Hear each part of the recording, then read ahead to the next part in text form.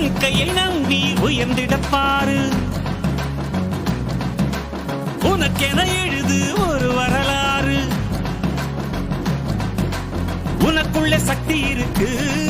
அதை புசிப்பிட வழிபாரு சுபவேளை நாளை மாலை சூடிடு மண்ணின் மீது மனிதனுக்கு ஆசை மனிதன் மீது மண்ணுக்காசை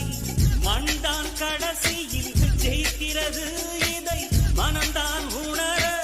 மறுக்கிறது என்ற ஒரு தெய்வம் வீட்டோட இருக்கு நீ தனித்தனியா கோயில் குளம் அலைவதும் எதுக்கு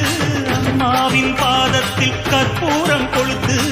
ஆனந்த கண்ணீரில் அபிஷேகம் நடத்து உன்னை பற்றி யாரு அடையன்னு சொன்னால் என்ன இந்த காதில் வாங்கி அதை அந்த காதில் தள்ளு